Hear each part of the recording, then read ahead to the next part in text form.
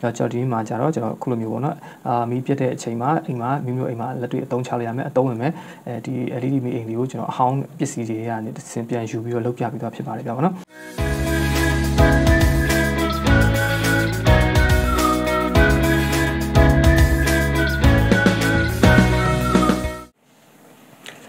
်အားလုံးပဲမင်္ဂလာပါဗျကျွန်တော်ရဲ့ Multi Twin Channel လေးကအားလုံးတစ်ခါပြန်လည်ကြိုဆိုလိုက်ပါတယ်ဗျကျွန်တော်ရဲ့ Multi Twin ဆိုတဲ့ YouTube Channel လေးမှာဆိုရင်အားလုံးသိတဲ့အတိုင်းပဲလက်စစ်နဲ့ပတ်သက်တဲ့ဘုဒ္ဓတရားကျွန်တော်ပြောပြနေပြီးတော့မိမိအိမ်မှာနေသုံးတဲ့လက်စစ်ပစ္စည်းတွေကိုပြင်းနေစင်နေနဲ့လက်တွေ့အသုံးချလို့ရမယ်လက်စစ်ပစ္စည်းတွေ Twin လေးကျွန်တော်ပြောပြပေးနေဖြစ်ပါတယ်ဗျဟုတ်ပြီကျွန်တော်ဒီနေ့မှာလည်းကျွန်တော်ဒီမီးအိမ်လေးတစ်ခုကျွန်တော်ထွင်ပြပေးတော့မှဖြစ်ပါတယ်ပေါ့နော်ကျွန်တော်အရင်ဒီလန်အရင်တော့ကလည်းကျွန်တော်ဒီအာသွင်းမီးအိမ်လေးကျွန်တော်ထွင်ပြခဲ့တယ်ပေါ့နော်ကျွန်တော်ဒီဗီဒီယိုမှာလည်းမတူညီတဲ့ပစ္စည်းလေးတွေကိုသုံးပြီးတော့ဆက်ပြီးတော့ပေါ့နော်ကျွန်တော်ပြန်လဲအသုံးချလို့ရမယ်မီးအိမ်လေးတစ်ခုကိုကျွန်တော်ဒီနေ့မှာပြုလုပ်ပေးသွားမှာဖြစ်ပါတယ်ဗျโอเคအားလုံးလည်းစိတ်ဝင်စားမယ်လို့ကျွန်တော်မျှော်လင့်ပါတယ်ခိုင်းလို့ပဲကျွန်တော်ဗီဒီယိုလေးအဆုံးထိလိုက်ပါကြည့်ရှုအားပေးပါအောင်ဗျโอเคအားဆိုကျွန်တော်ဒီဗီဒီယိုလေးစလိုက်ကြတော့ဗျဒီနေ့အသုံးလို့တဲ့ပစ္စည်းလေးရတာကြတော့ကျွန်တော်ဒီမှာကျွန်တော်ပြထားပြီးပါပြီပေါ့နော်ဒီပစ္စည်းလေးလို့တယ်ဒီကောင်ကကြတော့ကျွန်တော်ဒါကတော့ကျွန်တော်နည်းနည်းကျူးလုပ်ထားပါပြီပေါ့နော်မီးလာတဲ့အချိန်လေးကျွန်တော်ကျူးလုပ်ထားတယ်ပေါ့နော်ဒါကတော့ကျွန်တော် junction box လို့ခေါ်တယ်ပေါ့နော် junction box လို့ခေါ်တယ်ဒီကောင်ကျွန်တော် trunking တွေရိုက်တာပေါ့နော်အိမ်မှာမီးပြားတွေရိုက်တဲ့အခါကျဒီကောင် junction box အဖြစ်သုံးကြတယ်ပေါ့နော်ကျွန်တော်ဒီ junction box လေးတစ်ခုလုပ်မယ်ပြီးတော့ဒီမှာအဖွင့်ပိတ် close လေးတစ်ခုလုပ်တယ်ပေါ့နော်ပြီးတော့ကျွန်တော်ဒီနေ့မှာမင်းသားကြတော့ဒီကောင်ပေါ့နော်ဒီကောင်လေးကကျွန်တော် LED မီးပြားဒီ LED ကကြတော့ဒါကျွန်တော်အရင်ခေတ်တုန်းကသုံးတဲ့ဒီ LED မီးသီးလေးပေါ့နော်ဘူးသီးလေးဒီမှာမြင်တဲ့အတိုင်းပေါ့ကျွန်တော်ဒီ LED မီးပြားလေးကိုကျွန်တော်ရလာတယ်ဒါ LED မီးအဟောင်းอ่ะပေါ့နော် LED မီးပြားလေးကိုရလာတယ်ဒီကောင်ကကြသူ့ရဲ့ LED သူ့ရဲ့ဗာမီးကပြတ်သွားပြီပေါ့နော်သူ body ကပြတ်သွားတယ်ဒီမီးလုံးလေးတွေပဲကောင်းသေးတာကောင်းတာပေါ့ကောင်းပါတော့နော်ကောင်းတော့တာပေါ့နော်โอเคအဲ့ဒါကြောင့်သူ့ရဲ့ကျွန်တော်ဒီကောင် body လေးကိုစဉ်းစားထားတယ်ပေါ့နော်ဒီထဲကိုထည့်ဖို့စဉ်းစားလိုက်တယ်သူ့ရဲ့ကိုလုံးပေါ့နော်ကိုထဲပေါ့နော်ရအောင်ဆိုစဉ်းစားလိုက်တယ်ဟုတ်ပြီအဲ့တော့ကျွန်တော်ဒီမှာအပေါက်လေးလည်းဖောက်ပြထားတယ်ပေါ့နော်ဟုတ်ပြီအဲ့တော့ကျွန်တော်ဒီမှာကြည့်မယ်ဒီကောက်မှာအရေးကြီးတာကကြတော့ကျွန်တော်ဒီလိုသူကတော့အပြားအရှည်ဒီလိုရှိတာပေါ့နော်အပြားအရှည်ရှိတာဒီလိုအပြားအရှည်ရှိတာပေါ့နော်ကျွန်တော်လိုတော့အလဲကနေဖြတ်ထုတ်လိုက်တာဖြတ်ထုတ်လိုက်တဲ့အခါကျနှစ်ပိုင်းထွက်သွားပြီပေါ့နော်နှစ်ခုမီးနှစ်ခုတော့ရပါပေါ့နော်မီးနှစ်ခုရမယ်အဲ့တော့ကျွန်တော်ဒီဘက်တစ်ခုကိုကျွန်တော်လောဆယ်အသုံးပြုပေးမယ်တစ်ခုဖယ်ထားလိုက်မယ်ပေါ့နော်ဟုတ်ပြီဒီမှာဆိုရင်ကျွန်တော်ကသူ့ကိုအပေါင်းတို့ရှာပေးရမယ်ပေါ့နော်ဒီမှာကျွန်တော်တို့ဒီမှာရေးတော့ရေးထားပြပါမယ်နော်ဒီဘက်ကအနှုတ်အပေါင်းသူကတဒန်းစီမီလုံးကိုသူကတဒန်းစီသူက parallel ဆက်ထားတာပေါ့နော်ဒီတဒန်းကို parallel ဒီတဒန်းကို parallel ပေါ့နော်မီဒီ9လုံးလည်းသူက parallel ဆက်ထားတယ်ပြီးတော့ဒီ9တန်းကိုလည်းတစ်ခါ parallel တစ်ခါထပ်ဆက်ထားသေးတယ်ပေါ့နော်အဲ့တော့ parallel ဆိုတဲ့သဘောတရားမီလုံးတစ်လုံးကိုပေါင်းဝကြည့်လိုက်တာနဲ့အကောင်လုံးကမီလင်းမဲ့သဘောတရားပေါ့နော်ဟုတ်ပြီအဲ့တော့ကျွန်တော်ဒီမှာဒီကောင် circuit ကိုဖြတ်ထုတ်လိုက်တာဖြစ်တဲ့အတွက်ကိုဒီမှာပေါ့နော်ကျွန်တော်ဒီ circuit ကိုဖြတ်ထုတ်လိုက်တာဖြစ်တဲ့အတွက်ကိုဒီမှာသူ့ရဲ့ကြေးပတ်လန်လေးတွေကပြတ်သွားပြီပေါ့နော်အဲ့တော့ဒီကြေးပတ်လန်လိုက်ကြည့်တဲ့အခါကျရင်ဒီဘက်ကအနှုတ်ဒီဘက်ကကျွန်တော်ဒီမှာရေးထားတယ်ပေါ့အနှုတ်အပေါင်းအနှုတ်လည်းအပေါင်းလည်းအနှုတ်အပေါင်းအနှုတ်အပေါင်းအနှုတ်အပေါင်းအနှုတ်အပေါင်းပေါ့နော်အနှုတ်အပေါင်းအဲ့တော့သူ့ရဲ့မှာဒီ connection မိနေတာပေါ့နော်အဆက်အသွယ်ရှိနေတာအပေါင်းကကြတော့ကျွန်တော်ကဒါဆက်ပေးစရာမလိုဒီမှာမှကြည့်လိုက်တယ်ဆိုရင်ဒီဘက်တကြိုးပေါ့နော်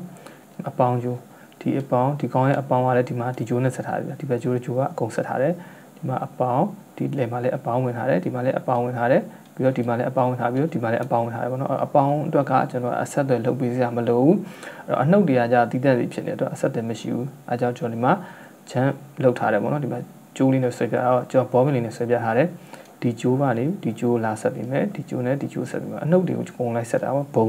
့ဘုံလိုက်ဆက်လိုက်တဲ့သဘောပေါ့နော်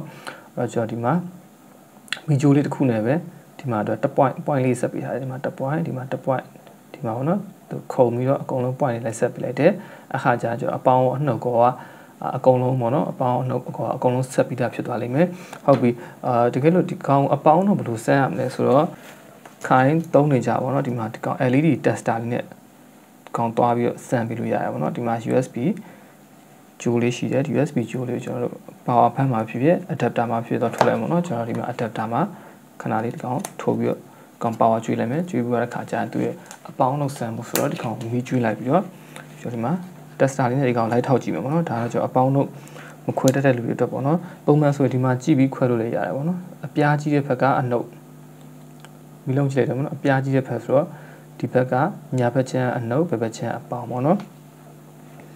အဲ့တော့ကျွန်တော်ဒီကောင်ကိုမျိုးလုံးနဲ့လည်းမခွဲtester လေးလောက်ထားတယ်ဆိုရင်ကျွန်တော်ဒီလိုခွဲလို့ရတာပေါ့နော်ဒီမှာသွားနှိပ်လိုက်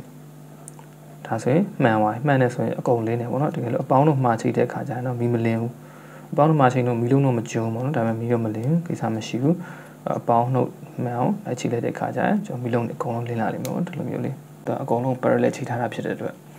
ဟုတ်ပြီအဲ့တော့ကျွန်တော်ဒီ LED tester လုံနည်းလေးကိုစိတ်ဝင်စားရဲဆိုရင်ကျွန်တော် description မှာဒီကောင် LED tester လုပ်တဲ့လုံနည်း video လေး link လေးကိုကျွန်တော်တွဲပေးခဲ့မယ်အဲ့ဒီအစဉ်ပြန်ပြီးတော့ကြည့်ရှုနိုင်မယ်ပေါ့နော်ဒီကအနှုတ်ကနေတကြိုအမဲကျိုးလေးထွက်ထားပေးတယ်ဒီကအပေါင်းကျိုးအပေါင်းနဲ့အနီကျိုးလေးကျိုးထွက်ထားပေးတယ်ပေါ့နော်ဟုတ်ပြီကျွန်တော်ဒီမှာကျတော့ဒီမီးလုံးတွေ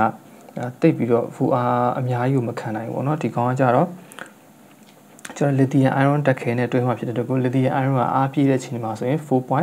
4.2 volt ထိရှိတယ်ပေါ့နော် 4.2 volt ရှိတဲ့ခါကျဒီမီလုံးကနည်းနည်းပူလာတယ်ရေရှည်မှာကျွန်းသွားတာမျိုးမခံနိုင်တော့တာမျိုးဖြစ်နိုင်တယ်ပေါ့နော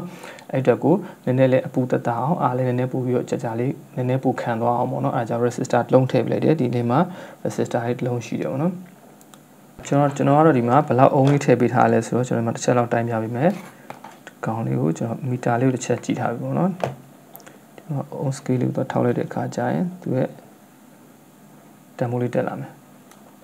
15အုံးလောက်ထည့်ထားတယ်ပေါ့နော်15အုံးလောက်ထည့်ထားတယ်ကျွန်တော် resistor တစ်လုံးထည့်ထားတာပေါ့နော်15အုံးလောက် resistor တစ်လုံးထည့်ပေးထားတယ်အဲ့ကောင်ထည့်ထားခြင်းအပြင်ကျတော့ကျွန်တော်တို့ကဒီမီလုံးတွေပေါ့နော်ဒီ LED မီလုံးတွေကမကျွန်းသွားအောင်ရေရှည်ပိုခံသွားအောင်ဆိုပြီးတော့မီလုံးတွေမပူလာအောင်ဆိုကျွန်တော်ဒီကောင်ခံပေးထားဖြစ်ပါတယ်ပေါ့နော်အဲ့ဆိုကျွန်တော်ဒီကောင်ကိုအပေါင်းတို့လည်းဆက်ထားဖို့ဆိုဒီကောင်စမ်းပြပြီပေါ့နော်ဒီကောင်ကိုတွားပြီးတော့အပေါင်းတို့ချိန်လိုက်ရင်ဒီကောင်မီလင်းပြီပေါ့နော်ဒီလောက်လင်းပေါ့နော်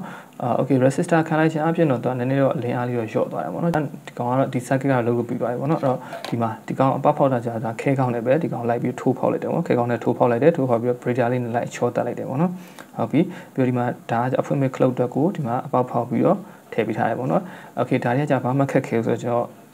့ကျွန်တော်ပြောပြလိုက်တာပေါ့နော်မလုပ်ပြတော့ okay အဲ့တော့ဒီမှာအပေါက်ဖောက်ထားတဲ့ဟာကိုကျွန်တော်ဒီမှာပေါ့နော်ဒီကောင်လေးကိုတွားပြီးတော့ဒီလိုလေးထည့်ပေးလိုက်မယ်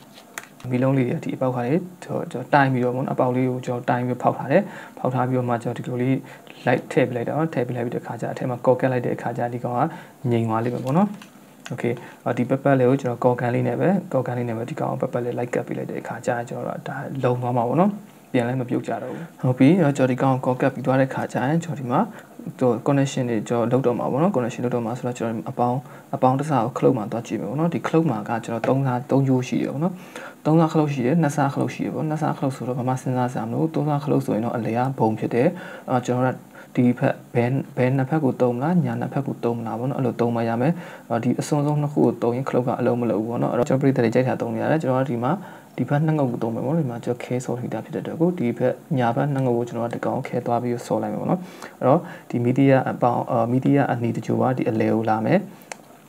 ဒီတကြိုကထွက်ပြီးတော့မှဘက်ထရီရဲ့အပေါင်းဖက်ကိုတွားမယ်ပေါ့နော်ဒီကအနှုတ်ကိုကြတော့ကျွန်တော်ဘက်ထရီရဲ့အနှုတ်ကိုတိုက်ရိုက်တွားကြည့်လိုက်မယ်ဟုတ်ပြီအဲ့တော့ခိုင်းလို့ပဲကျွန်တော်သုံးနေကြဒီဘက်ထရီနဲ့အာသင်ကတ်လေးတစ်ခုကိုကျွန်တော်ထပ်ပြီးတော့လိုအပ်မှာပေါ့နော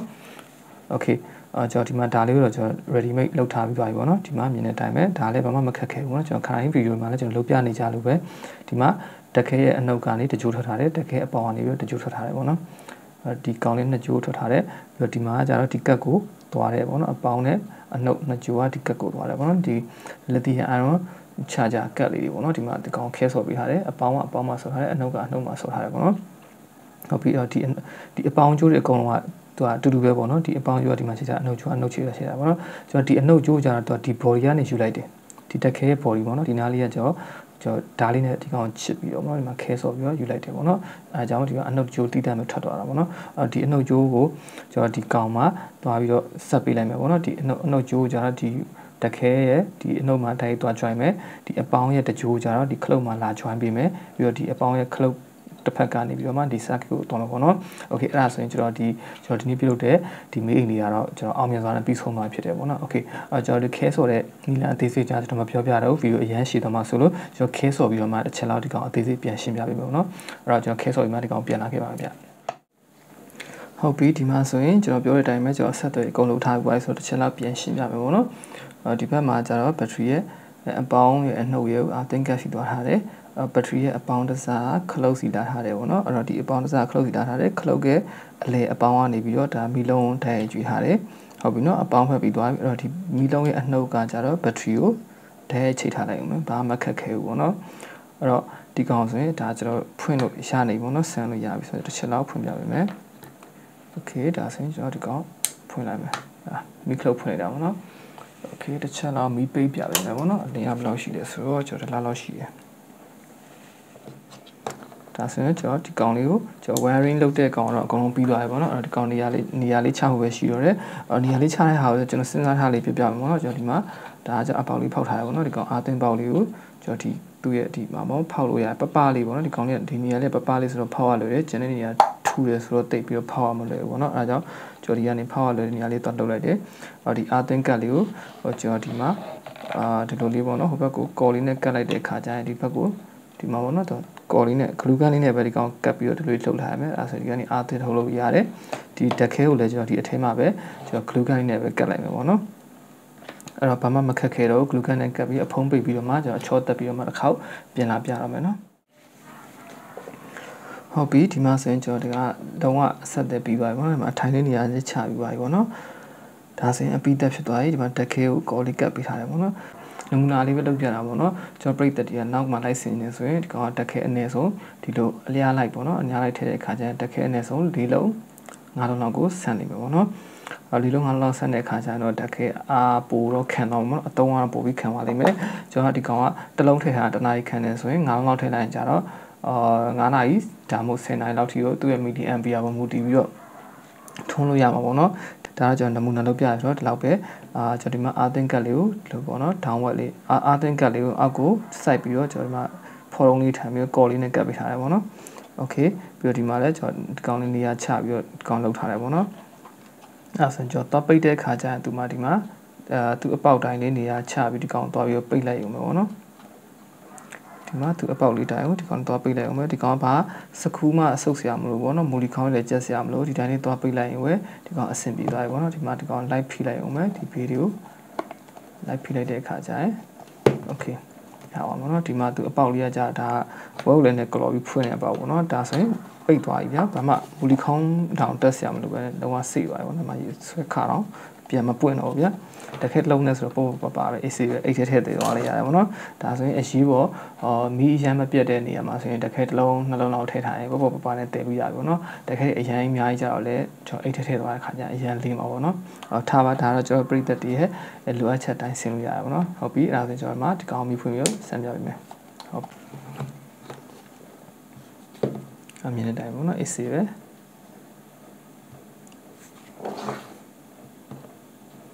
အစီပဲမိပြတ်တဲ့အချိန်မှာစားဖက်မလားကျွန်တော်ကလိမလားပေါ့နော်ကြိုက်လို့လုပ်ရမယ်အဲ့နောက်ဆုံးအနေနဲ့ဒီကောင်အာသင်းပြပေါ့နော်အာသင်းပေါက်လေးကကြော်ဒီမှာဖောက်ထားပြီးတယ်အဲ့တော့ဒီအာသင်းပေါက်လေးအောက်မှာထားခြင်းအဖြစ်နဲ့ဒီလိုမျိုးထွန်းတဲ့ခါကျရင်ဒီကောင် AC ပဲပေါ့နော်အာသင်းပေါက်ကိုဘာမှထိခိုက်လည်းမရှိဘူးအထဲမှာမြုပ်ပြီးထားဖြစ်တယ်ပေါ့ဒီလိုထောင်ထားလိုက်ရတယ်ဒီလိုလဲထားလိုက်ရတယ်ဒီလိုပလက်ထားလိုက်ရတယ်ပေါ့နော်ဒီလိုတော့မှောက်ခုံတော့ထားလို့မရဘူးပေါ့နော်မီလုံးလေးဒီအောက်မှာဆိုတော့ okay အဲ့တော့ကျွန်တော်ဒီကောင်အာသင်းပြမယ်အာသင်းတဲ့ခါကျရင်ဒီမှာတိုက်စီကြိုးလေးနဲ့ပေါ့နော်ဖုံးအာသင်းလေးနဲ့တွေ့ရုံပဲ